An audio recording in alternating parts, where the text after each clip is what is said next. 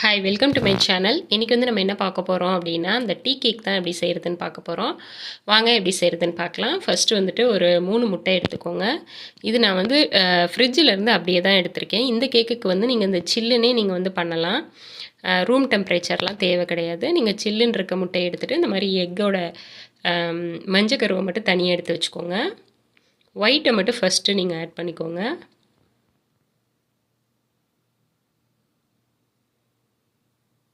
இப்போ நான் அந்த 3 முட்டையிலையும் இருக்கிற அந்த ஒயிட்டை மட்டும் தனியாக எடுத்துக்கிட்டேன். அதை வந்து நீங்கள் வந்து பீட்டர் வச்சு நல்லா இந்த மாதிரி பீட் பண்ணிக்கோங்க.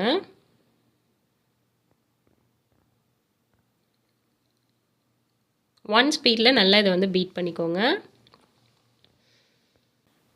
ஒரு 2 to 3 மினிட்ஸ் இந்த மாதிரி பீட் பண்ணிங்க அப்படின்னாலே உங்களுக்கு இந்த இது வந்து ஒயிட்டாக அந்த மாதிரி மாற ஆரம்பிச்சிரும்.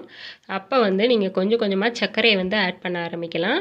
சர்க்கரை வந்து ஆட் பண்ணும்போது மொத்தமாக போட்டுறக்கூடாது. நான் ஒரு 1.5 கப் எடுத்து வச்சுருக்கேன்.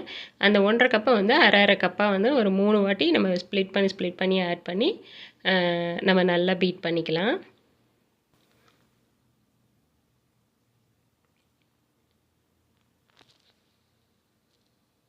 இப்போ நான் இருக்கிற எல்லா சர்க்கரையுமே ஆட் பண்ணிட்டேன்.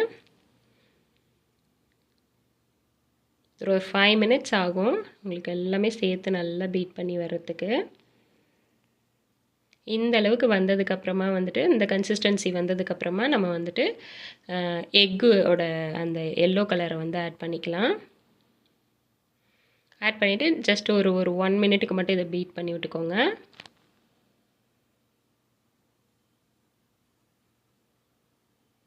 இப்போ வந்துட்டு இதில் நான் வந்து 1 கப் அளவுக்கு ரீஃபண்ட் ஆயில் ஆட் பண்ணுறேன். நீங்கள் பட்டர் கூட வேணும்னா ஆட் பண்ணிக்கலாம் மெல்ட் பண்ணிவிட்டு. அதுக்கப்புறமா 4 கப் அளவுக்கு நான் மைதா ஆட் பண்ணுறேன். அப்புறமா பேக்கிங் சோடா வந்து ஒரு 1/2 டேபிள் ஸ்பூன் இதில் ஆட் பண்ணிக்கலாம்.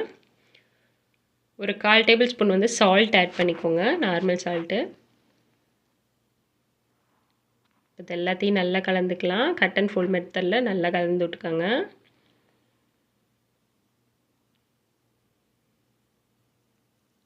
உங்களுக்கு ரொம்ப கெட்டியாக ஆகுது அப்படின்னா வந்துட்டு இதில் கொஞ்சம் பால் வார்ம் மில்க் வந்துட்டு லைட்டாக ஊற்றி நீங்கள் அதை மிக்ஸ் பண்ணிக்கோங்க.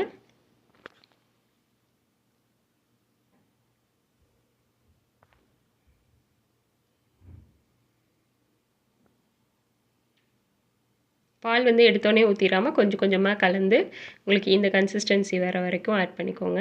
அதுக்கப்புறமா இதில் 1 tablespoon vanilla essence add பண்ணிக்கலாம். அதையும் நல்லா மிக்ஸ் பண்ணிக்கோங்க.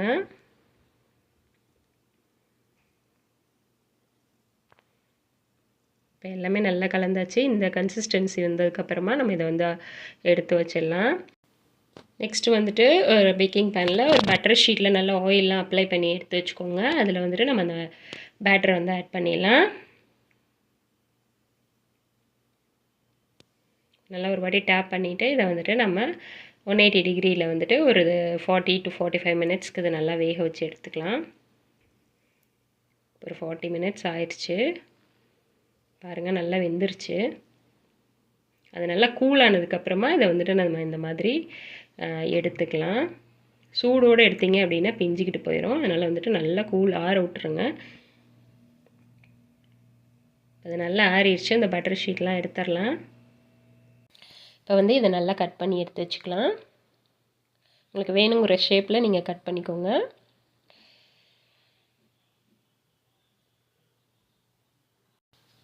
பாருங்கள் எந்த அளவுக்கு சாஃப்டாக இருக்குன்னுட்டு. இதை வந்து நீங்கள் வந்து ஒரு ஏர்டைட் கண்டெய்னரில் போட்டு நீங்கள் ஸ்டோர் பண்ணி வச்சுக்கலாம். ஸோ அவ்வளோதாங்க, நம்மளுடைய டீ கேக் வந்து ரெடி ஆயிடுச்சு. ஸோ இது போல் நீங்களும் ட்ரை பண்ணி பாருங்கள். என்னோடய சேனல் உங்களுக்கு பிடிச்சிருந்துச்சுன்னா லைக் பண்ணுங்கள், ஷேர் பண்ணுங்கள், கமெண்ட் பண்ணுங்கள், மறக்காமல் சப்ஸ்கிரைப் பண்ணுங்கள். தேங்க்யூ.